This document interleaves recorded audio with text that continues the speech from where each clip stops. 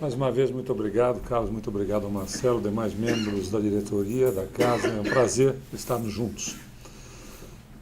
A parábola da ovelha perdida, na realidade, se nós formos pegar os aspectos dos ensinamentos de Jesus, Jesus se utilizava exatamente daquilo que era conhecido, daquilo que era vivenciado no dia a dia das criaturas, para poder, utilizando-se daquilo que era o comum, ensinar através de usos e costumes. Nós podemos verificar que Jesus falava com agricultores, com pescadores e criaturas de uma vida simples, que trabalhavam, via de regra, no campo, ou então cuidando de criação, ou as mulheres que eram voltadas especificamente para cuidar das crianças e do lar.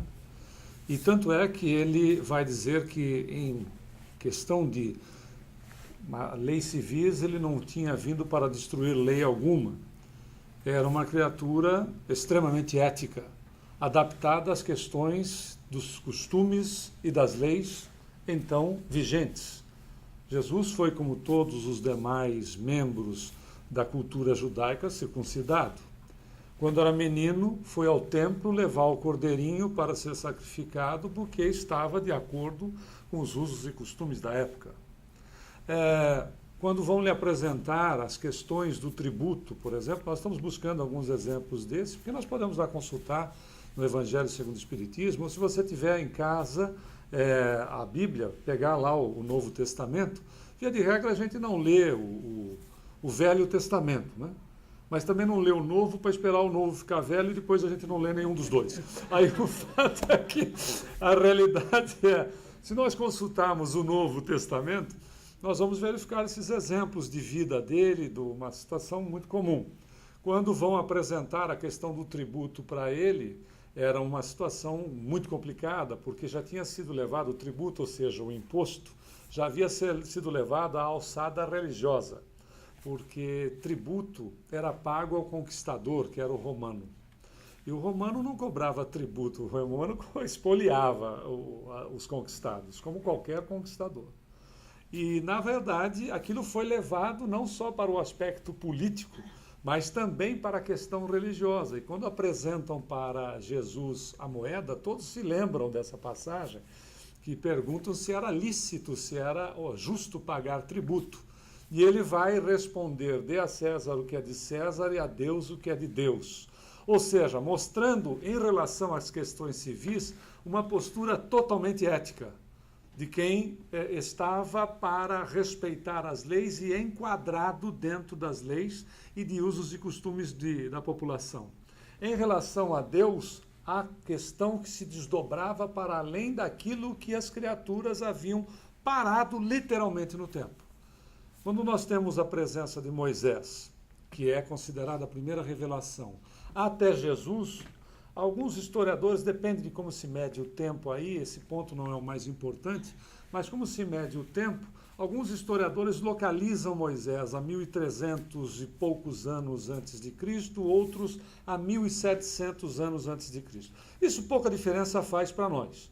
Na realidade, o que estava convencionado vinha desde Moisés. São 1300 anos onde geração após geração, e põe geração nisso, geração após geração, isso foi trabalhado, foi inculcado, e mesmo o indivíduo desencarnando, não pensemos nós que o desencarne faz alterações que sejam gigantescas ou agressivas ao ser.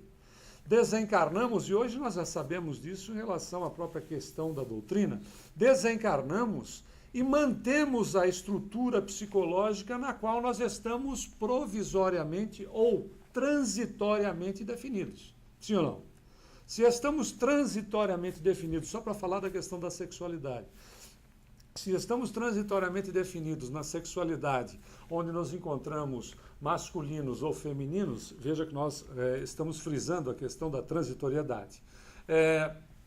Nós saímos do corpo, vamos nos encontrar tal qual nós nos estabelecemos, né, em nosso campo psíquico, daquilo que nós vivenciamos.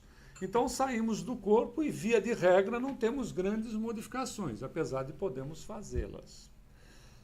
Por exemplo, quem pensa bem, quem leva uma vida com dinamismo no bem, via de regra, quando sai do corpo, no seu corpo espiritual, e não precisa desencarnar para acontecer isso. Não precisa morrer no corpo físico para acontecer isso. Quando sai do corpo, no próprio processo do sono, se nós tivermos uma oportunidade um dia, podemos trazer uma palestra específica sobre a questão do sono e dos sonhos. Não é claro, para as pessoas dormirem aqui, mas o fato é que, via de regra, espírita se diz que espírita não dorme. Espírita desdobra.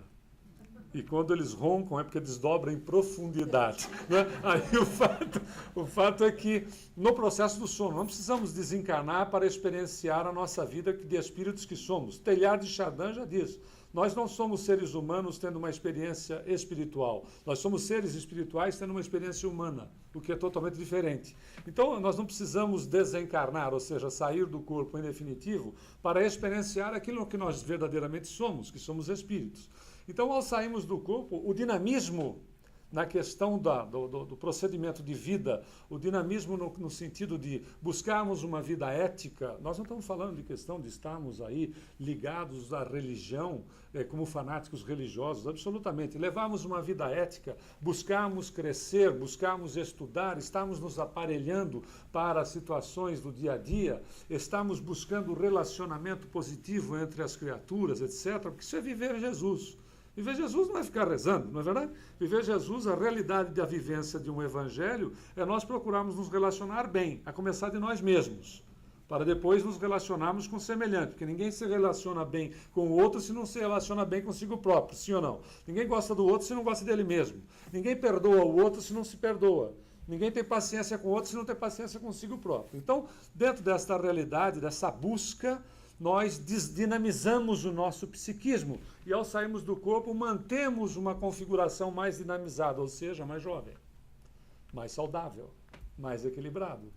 Não é fato?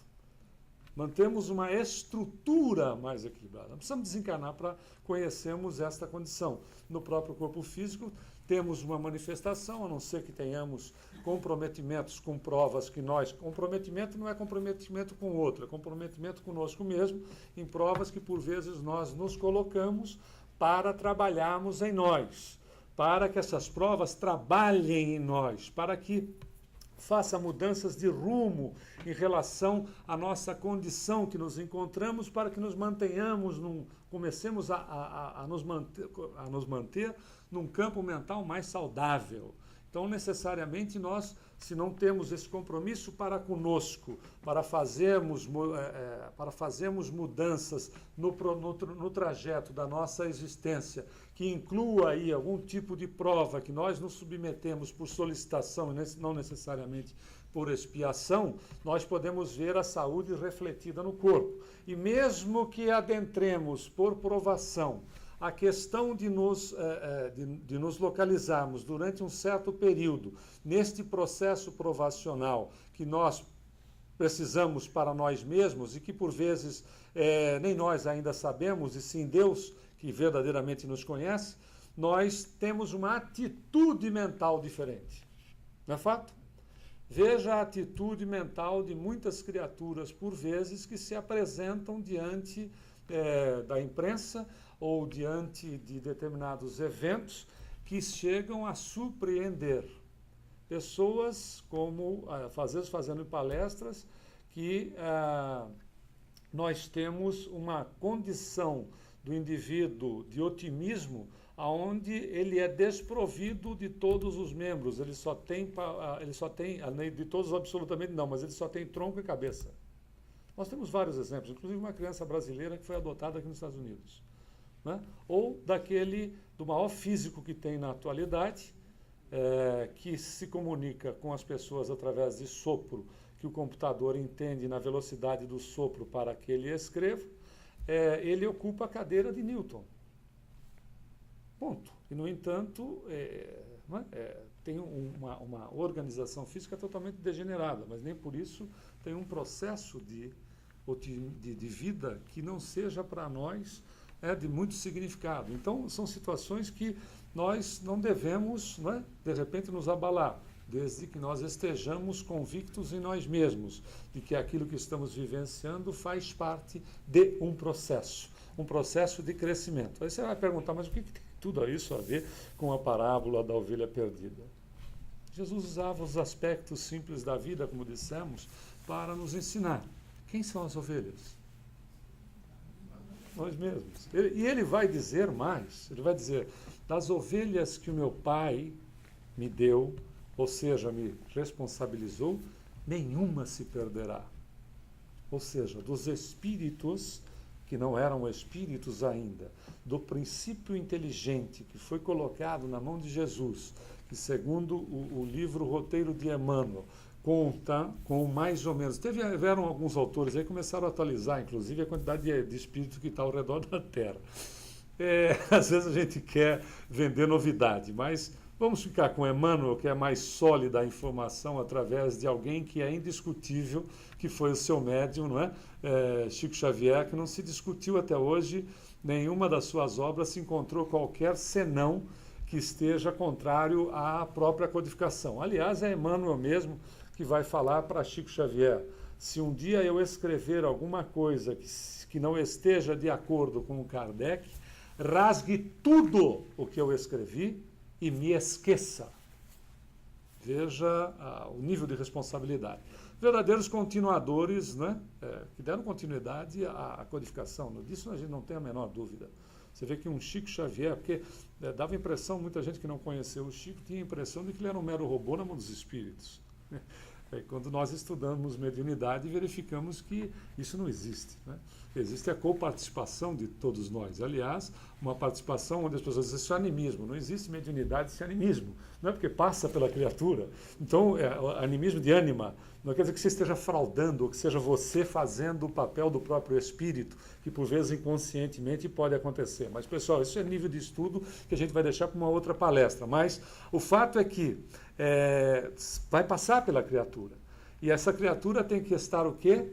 Trabalhando, preparada, estudando, se reformando, etc., para que ele seja uma ferramenta cada vez mais útil, não é verdade? Então, na realidade, nós temos aí uma composição de criaturas. Nós temos um Emmanuel, nós temos um Chico, nós temos um André Luiz, mas nós temos um Chico. Então, nós temos uma composição de criaturas que deram procedimento, deram continuidade no processo da codificação. Emmanuel trabalhando o aspecto filosófico-religioso, André Luiz trabalhando o aspecto científico. É inegável. Né? Ninguém substituiu coisa alguma. Só que naquilo que Kardec coloca para nós, em relação ao próprio Deus apresentado por Kardec, que de acordo com as convenções, e não é fácil, hein? Kardec, o que ele enfrentou, não foi fácil. De acordo com as convenções da época, o Deus de Kardec ainda castiga, sim ou não? Você pega o Livro dos Espíritos, pega o Evangelho segundo o Espiritismo, o Deus em Kardec ainda castiga. Por quê? Porque tinha que ser colocado, não podia se afrontar as criaturas com a entrada da doutrina espírita, em 1857, 18 de abril, que é o marco do lançamento do Livro dos Espíritos, não se poderia agredir as criaturas que vinham de 1.500, 1.600 anos, mais ou menos isso, sendo doutrinadas, ou seja, geração após geração, num processo de que Deus castiga. Quando nós temos a entrada do catolicismo, não tem absolutamente ninguém criticando o catolicismo, até porque nós viemos de família católica, fomos católicos praticantes, então não é uma crítica, é uma informação histórica. Quando nós temos a entrada do catolicismo, que se dá para alguns historiadores no ano 300, para outros no ano 325, quando nós temos a entrada do catolicismo, nós temos exatamente a ruptura daquilo que era o cristianismo puro. E que o próprio espiritismo não traz nenhuma novidade, nós já percebemos isso. O que é o espiritismo senão o cristianismo redivivo? Nada mais daquilo que os apóstolos e o próprio Jesus faziam. Tudo aquilo que nós praticamos dentro de uma casa espírita era o que Jesus e os apóstolos seus faziam. Não é? Algumas casas chamam de fluidoterapia, outros chamam de passe, outros chamam de energização, pouca diferença faz. Mas esta aplicação do passe, ou energização, ou fluidoterapia, que seja, era exatamente aquilo que Jesus e os seus apóstolos faziam. Né? As palestras era aquilo que Jesus fazia. O trabalho para atender as pessoas necessitadas, fossem a miséria fosse de ordem material ou de ordem moral, ou ambas, também era exatamente aquilo que o Jesus e os seus apóstolos faziam. Nenhuma novidade, buscando exatamente o quê? dar rumo para as suas ovelhas. Não é verdade?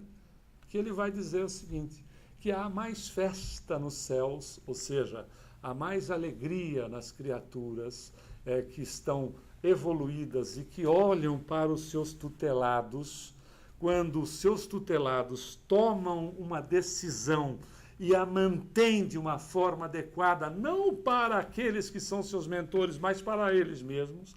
Há mais festa para essas criaturas que estavam, de repente, como a ovelha que se perdeu, que se recupera através da sua própria vontade, da sua manutenção em relação aos seus propósitos e objetivos como espírito que é, do que aqueles que, na verdade, já têm a consciência daquilo que são, aquilo que fazem no planeta, aquilo que esperam de si mesmo, aquilo que dão para o seu próximo sem exigir do próximo, e a relação dele como espírito no que diz respeito à sua continuidade na consciência de ser um ser, de ser espiritual.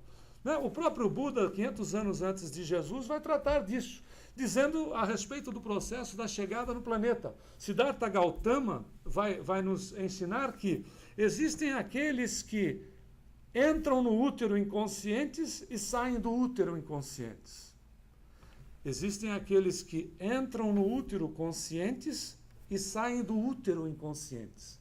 E existem aqueles que entram no útero conscientes e saem do útero conscientes. Esses são os iluminados. O que ele quer dizer? Tem algum processo de santificação aí? Não.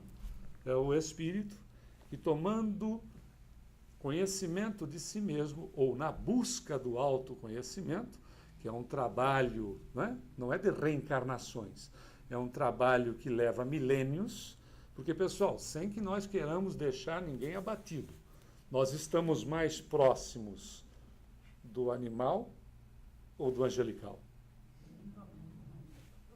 Toma 50 mil anos. Não, anos-luz não.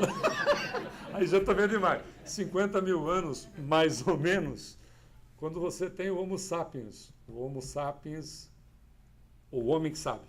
Ou o Homo sapiens sapiens. O Homo sapiens moderno. O homem que sabe, que sabe. Toma 50 mil anos. Não é nada. Aparentemente. Veja a evolução que nós temos. Só em 50 mil anos. Já pensou nos últimos 40? 40 anos, não é 40 mil anos. O que nós temos hoje de evolução, em uma década, nós demoramos séculos para conquistar. Você já imaginou se há 50 anos atrás você dissesse que tem um aparelhinho que virou um verdadeiro inferno, né? Em determinados momentos, que você falaria com o mundo, mas que você poderia não só falar, mas você tem audiovisual. Você viu até outro dia, não a geração da grande maioria que são os mais jovens, que nem sequer imagina, você viu até outro dia, se você lembrar comigo, ou você tem pouco, ou eles já estão brancos. Né? Mas o fato é, você viu comigo um tal de Capitão Kirk usar um aparelho que ele tinha audiovisual no aparelho e se comunicava com a nave. Hoje você tem um aparelho, não vamos dizer a marca, não vou fazer propaganda, que você faz isso com o seu amigo na China. Aliás, estudantes de escolas americanas fazem isso com aqueles que estão na estação espacial. Falam, ou com seus parentes, ou em processo de aproveitamento de aula e coisa do gênero, falam com as criaturas no processo de audiovisual com o aparelho na mão. É de impressionar. Né? É aquela história, muito rápido. A evolução nossa foi muito rápida. Essas ovelhas que estavam sem direcionamento e que tomam um direcionamento com a chegada de Jesus há cerca de 2000 anos atrás, em 2000 anos as pessoas dizem, parece que a evolução não existe, conversa.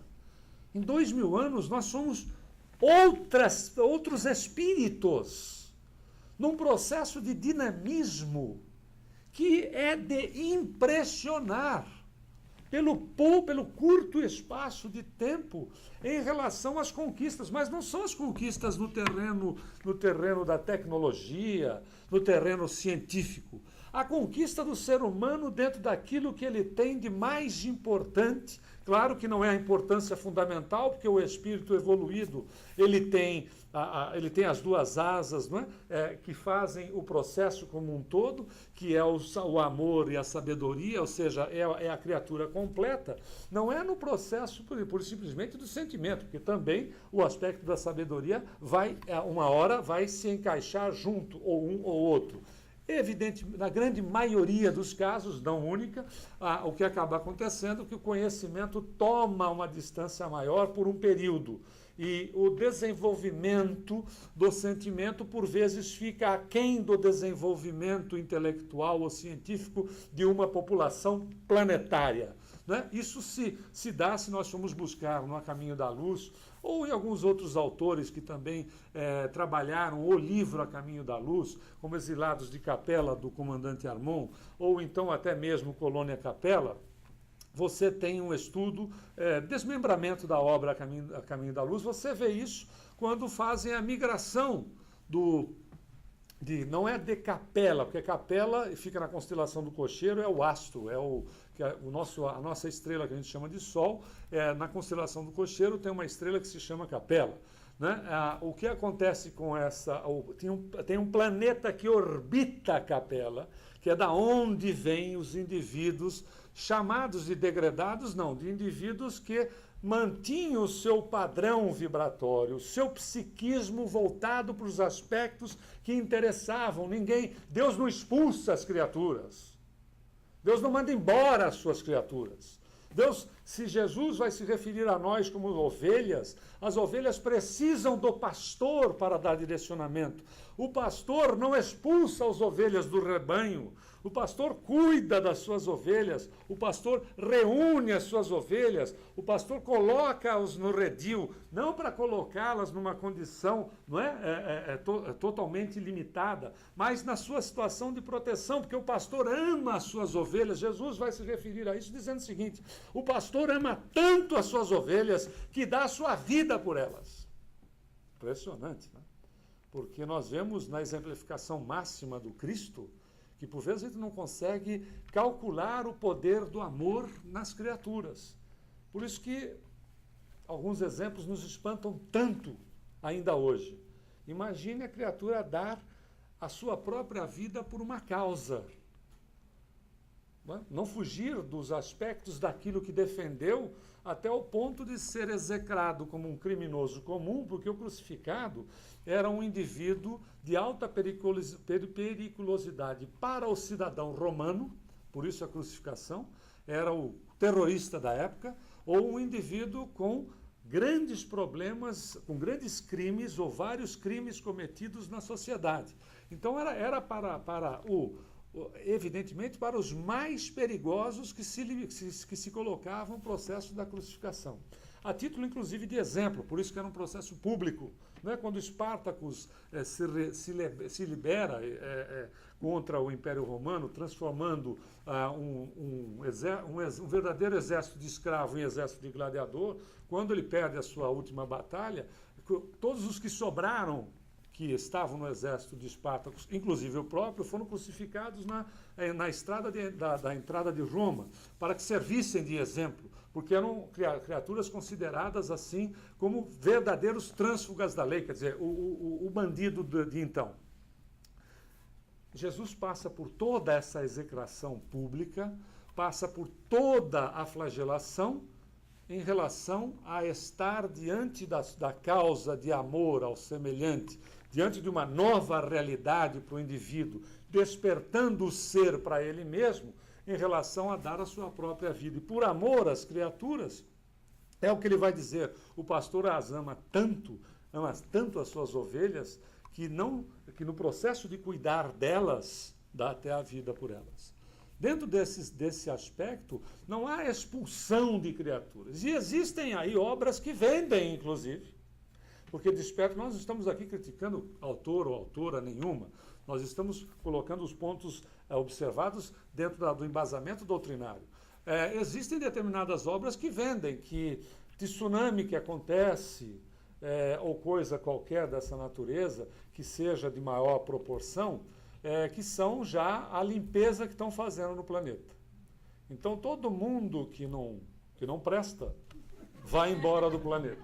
Inclusive com as datas marcadas. Em 2000 ia passar, segundo o Ramatiz, no segundo médium que ele teve, porque até o primeiro médium não tinham essas previsões.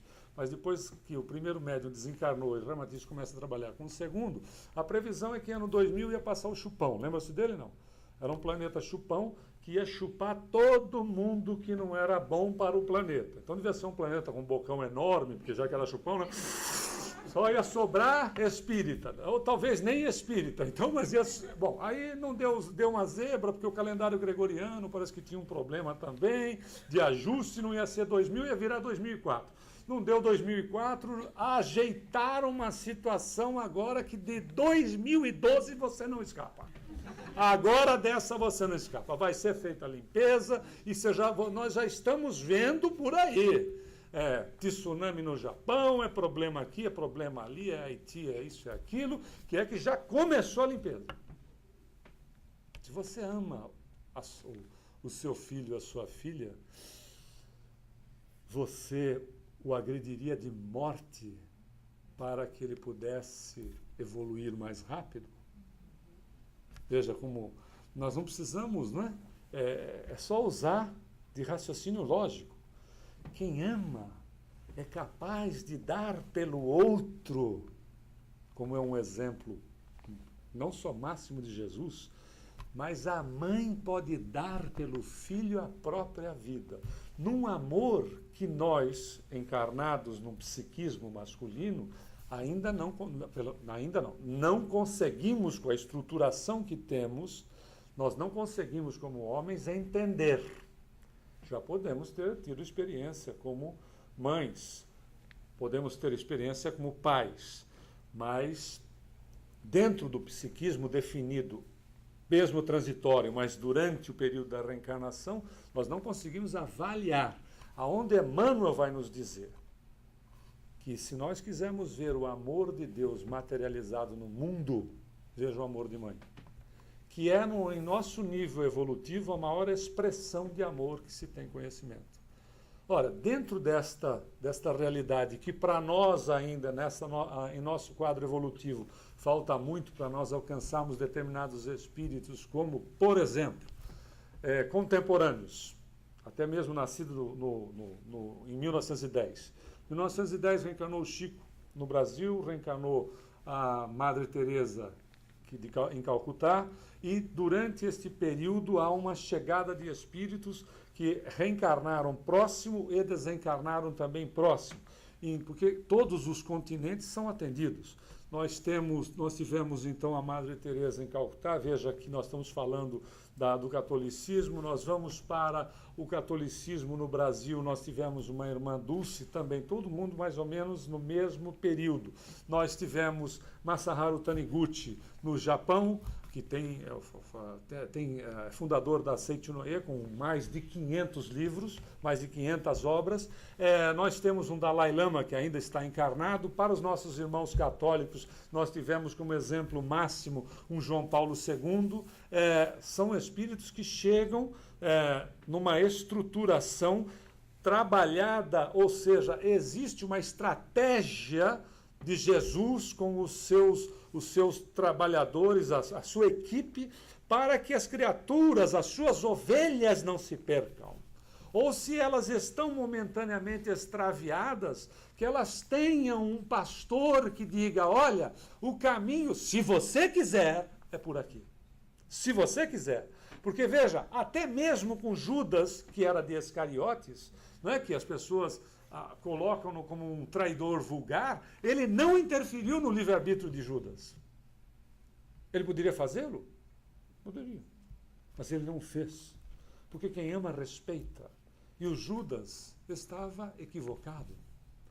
Estava equivocado que para ele, como para grande parte da nação, eles esperavam o Messias de espada na mão, que o tiraria do jugo romano e do jugo de tantas outras nações pelas quais eles foram subjugados durante grande parte da história, os tirariam debaixo do jugo de qualquer outra nação e os colocariam na primeira condição do mundo, como a nação primeira do mundo.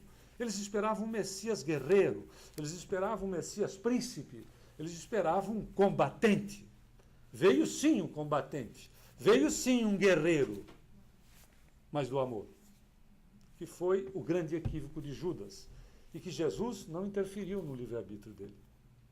Permitiu que ele agisse de acordo com aquilo que ele, Judas, acreditava. E quando ele se vê enganado, quando ele se vê como ovelha transviada do rebanho, por opção própria, ele recorre, porque ninguém que trai se suicida. Porque quem trai tem interesse. Né? E às vezes as pessoas não pensam nisso, às vezes nós não pensamos, quem trai tem interesse. Ninguém que trai, depois de repente, agora, né, já que eu traí, olha que situação, logo em seguida se suicida. E Jesus é contado, através da literatura espírita, que Jesus vai buscar Judas no seu estágio, não para colocá-lo numa situação diferenciada das outras pessoas, mas vai tirá-lo da condição absoluta da ignorância plena que ele se envolve depois do suicídio, para colocá-lo numa senda aonde ele seria mais tarde exemplo daquilo que seria exemplo não para nós só, mas um trabalho para ele mesmo no nível que ele quis trabalhar a sua própria consciência, quando ele vem, né, exatamente na condição de Joana d'Arc, quando nós podemos ver o livro de Leon Denis, que é um dos mais interessantes, que traz a reencarnação de Judas, que foi o de Iscariotes, aquele que supostamente teria traído Jesus, e que reencarna como Joana d'Arc numa verdadeira missão de amor ao semelhante.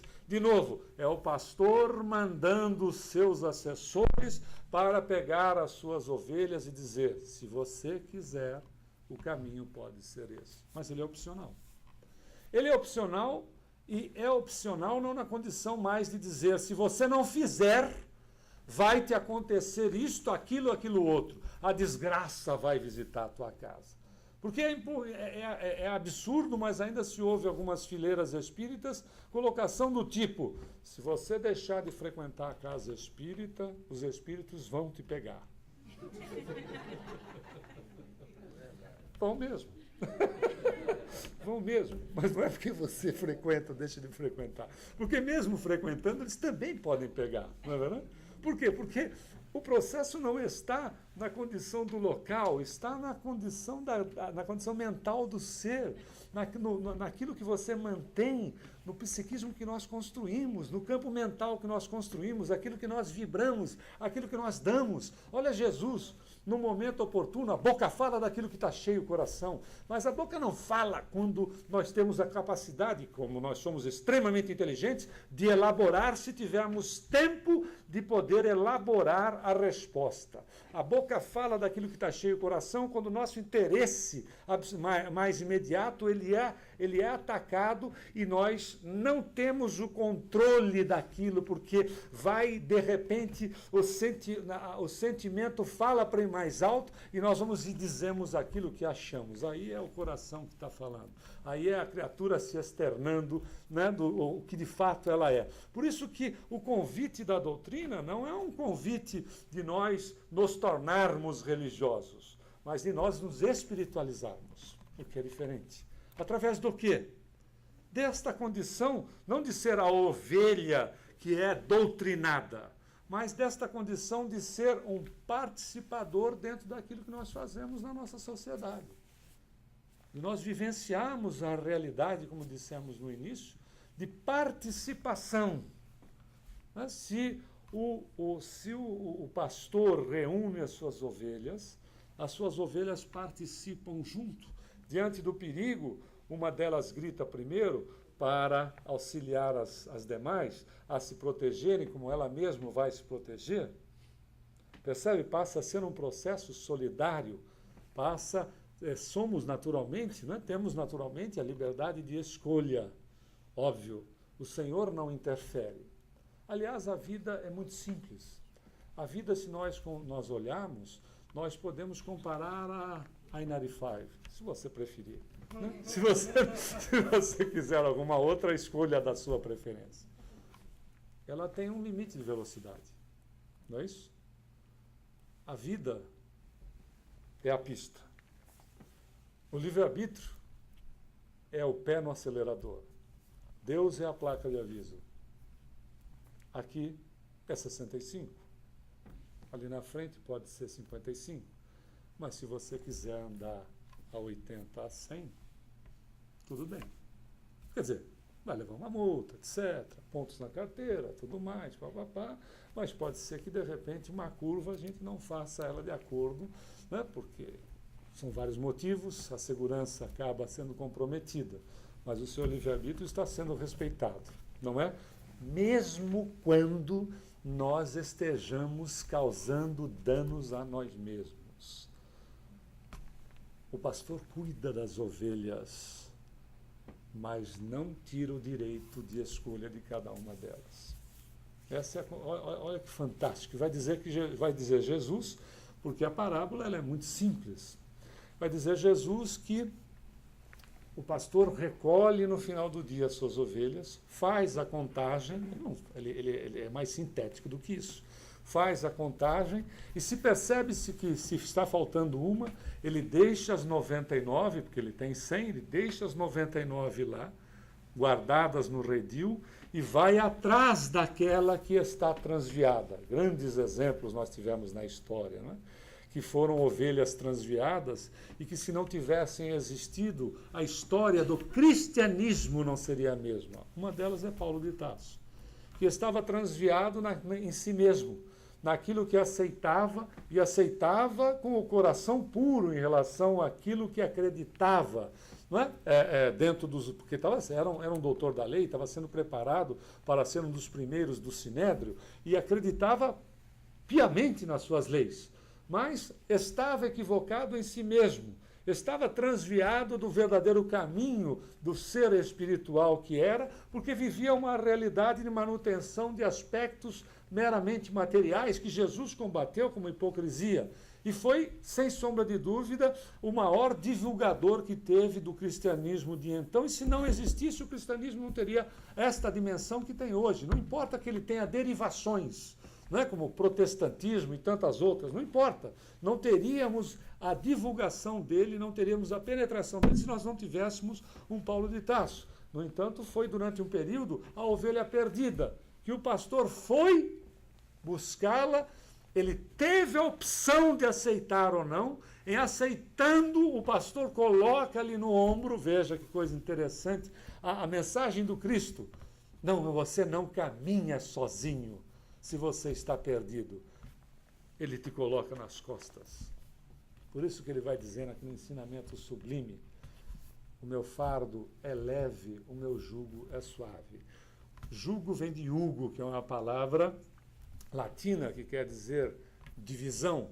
Jugo vem de canga, é aquela peça de madeira que se coloca nos bois. E se coloca nos bois exatamente porque se um anda mais, para um que não ande mais que o outro na frente, etc. O que acontece no momento que eles andam juntos? Divide. Jesus vai dizer, divida a sua carga comigo. Não é? Mas na questão da ovelha, ele coloca no ombro. Porque a ovelha estava perdida. A ovelha estava, não é, em pânico. Estava assustada. É a criatura que, quando se reconhece diante das coisas que possa ter cometido e situações equivocadas, nós, por vezes, nos sentimos extremamente abalados. Meu Deus, como é que um dia eu fiz isso? E é nesse momento que o pastor coloca a ovelha no ombro. Ele não carrega no colo, ele carrega no ombro e chega para os amigos e diz: eu encontrei aquela que estava perdida. Comemorem comigo, porque a minha satisfação era muito grande. Veja a relação que faz quando nós não nos despertamos para a culpa. Porque vivenciarmos processos de culpa é adentrarmos, por vezes, em grandes aspectos depressivos, situações, por vezes, auto-obsessivas, não é obsessão de terceiro, é de auto-obsessão, situações de uma fragilidade gigantesca, de baixa estima. Não é esse aspecto. É quando nós chegamos nesse momento e nos reconhecemos e dizemos, tudo bem, eu falhei, mas tem um detalhe, eu preciso refazer e eu tenho certeza que Deus vai me amparar. Eu tenho certeza a começar de mim mesmo. Porque da mesma maneira que eu tive a fortaleza de cometer o equívoco, eu tenho a fortaleza de fazer diferente. E por vezes nós damos um valor tão gigantesco no equívoco que existiu por desconhecimento e perdemos a oportunidade de, com o conhecimento, fazermos muito melhor daquilo que um dia fizemos de forma equivocada. Por isso que a doutrina vem nos chamar, não ao aspecto, como dissemos, de mais uma religião, sem crítica nenhuma a qualquer outra. Porque cada um de nós tem a condição da sua escolha e não é processo evolutivo. Tem uma necessidade diante da sua realidade atual, como dissemos a respeito da própria condição da sexualidade. É a necessidade que está definindo aquele momento do espírito. Nós espíritas não seremos os senhores do mundo. O espiritismo não será a religião do futuro, mas sem sombra de dúvida é o futuro das religiões. Não o futuro das religiões na condição de ser superior a qualquer outra. Não é, porque é a condição pura e simples do cristianismo. Aquilo que é do cristianismo será de todos. Nós entenderemos um dia nós mesmos como espíritos. O processo da reencarnação não será mais tabu para muita gente, nem para nós mesmos. É uma condição de crescimento natural. A reencarnação não passa a ser o ponto primordial da evolução do espírito, porque o espírito evolui de acordo com o seu interesse aonde estiver, com quem estiver, em que dimensão se encontrar. Nós começaremos a entendermos como a nossa verdadeira realidade como espíritos. Então, o que a doutrina vem nos trazer é exatamente esse aspecto. Se nós já estamos conscientes da condição, ou procurando nos conscientizar da condição daquilo que estamos fazendo no planeta, é importante que aproveitemos a oportunidade. Mas não aproveitar a oportunidade quando eu estiver preparado, aproveitar a oportunidade a partir de hoje. Chegue em casa hoje e surpreenda as pessoas que vivem com você. Se você viver sozinho, surpreenda os seus obsessores que estão te esperando lá. Tem gente que acredita que isso é verdade. Né? Mas surpreenda. Chegue em casa e se tiver gente lá, toque a campainha diferente. Se você não toca a campainha, use a sua chave com calma. Vire a chave de maneira que não é assim. Aí a pessoa, ai meu Deus do céu, tomara que tenha recebido um passe hoje, que tenha deixado mais calmo. É porque às vezes a gente acha que as malas estão lá e às vezes as pessoas que estão lá estão dizendo, vamos rezar porque a mala vai chegar. Aí, não é uma realidade. Então o fato é, surpreenda as pessoas. Ah, mas eu moro sozinho e sozinho, ótimo. Surpreenda você mesmo. Preste atenção em você. Não é verdade? Quantas vezes nós não prestamos atenção em nós? E aí esquecemos de sermos felizes com as coisas mais simples. Não prestamos atenção, por vezes, nos aspectos do dia a dia. E porque preocupados com as condições que nos esperam amanhã, depois, etc., perdemos a oportunidade de vivenciarmos aquele momento, que por vezes é o ponto mais interessante e que a felicidade é construída de tijolinho. Um pouquinho hoje, um pouquinho mais tarde, um pouquinho amanhã, você diz, eu sou uma criatura feliz. Eu não preciso esperar lá para ser feliz aqui. Ah, mas a felicidade não é desse mundo. Depende. Você pode passar nele infeliz ou feliz. Depende de você como você construa. Não, onde você coloque os seus objetivos. Não é abrir mão dos objetivos. Ao contrário. Mas é aprender durante a caminhada que nos faz verdadeiramente fortes e felizes. Porque quando nós o alcançamos, nós já precisamos de outro. Então, o desafio e o processo da construção da felicidade está no durante. Porque alcançamos lá, precisamos de novos objetivos. Então, se é uma realidade, prestemos atenção em nós mesmos. Por vezes a gente não presta atenção na medicação que a gente usa. Será que eu tomei um comprimido ou não tomei um comprimido?